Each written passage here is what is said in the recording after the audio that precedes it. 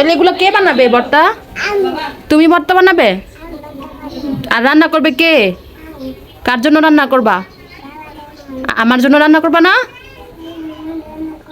কি রান্না করবা? মাছ? কই মাছ কোথায়? দেখি তো মাছ। এটা মাছ।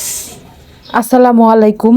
আজকে আমার ভাই কার গাছ থেকে জানি না অনেকগুলো কামরাঙ্গা পেরে এনেছিল, তো ভাবলাম যে কামরাঙ্গাগুলো আজকে অনেক ভর্তা বানিয়ে খাই। অনেক দিন পর কামরাঙ্গা ভর্তা খাবো, ভীষণ মজা। আর এই কামরাঙ্গাগুলো কিন্তু অনেক মিষ্টি, অনেকগুলো এনেছিল, অবশ্য খাওয়া হয়ে গিয়েছিল। তো সাইরা সামিরা এমনিতেই খেয়ে ফেলেছিল, যেহেতু অনেক মিষ্টি, একটুও টক না, আর চিনিটাও কম লেগেছে। তো ভাবলাম যেহেতু অনেক রোদ এখানে, আর মিষ্টি মিষ্টি রোদে বসে এই কামরাঙ্গা ভর্তাটা খেতে বেশি ভালো লাগবে। তো আমার একটি ছোটোখাটো ভিডিও হয়ে গেল। আপনারা চাইলেও এভাবে বুদ্ধি খাটিয়ে তারপর ছোটোখাটো ভিডিও করে ফেলতে পারেন। আর সবসময় নিজের ভিডিও নিজে করার চেষ্টা করবেন, মানে হলো আপনি যেগুলো রান্না করবেন, যে কোনো কাজ করবেন, যা কিছুই করবেন, আপনার ভিডিও আপনি করবেন, অন্যের ভিডিও কখনোই কপি করে দিবেন না, তাতে কিন্তু মনিটাইজেশন কখনোই পাবেন না। তো আমিও কিন্তু অনেক কষ্ট করেছি, অনেক দিন যাবত আমি এই কষ্ট করে যাচ্ছি, আর আলহামদুলিল্লাহ আমি কিন্তু অনেক আগেই মনিটাইজেশন পেয়েছি।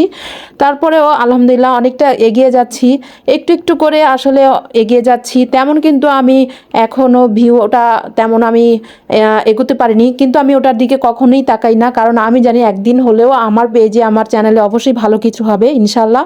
তো সবাই আমার জন্য সবসময় দোয়া করবেন। আর হ্যাঁ, আপনাদের কাছে একটি ছোট অনুরোধ, যদি আমার চ্যানেলটি ভালো লাগে অবশ্যই আমার চ্যানেলটিতে একটি সাবস্ক্রাইব করবেন, আর আমার পেজটিতে একটি ফলো দিয়ে আসবেন, আর সবসময় আমার পাশে থাকবেন। আপনাদের কিন্তু সাপোর্টে আমি অনেকটাই এগিয়ে যাব, আর সবসময় আমার জন্য দোয়া করবেন আমি যাতে অনেকটাই এগিয়ে যেতে পারি। তো কামরাঙ্গাগুলো আমার মা দিকে ধুয়ে মুছে তারপরে কেটে দিচ্ছিল। আর কামরাঙ্গা ভর্তাটা কিন্তু অনেক ভালো লাগবে, এখন এখানে অনেক রোদ পড়েছে।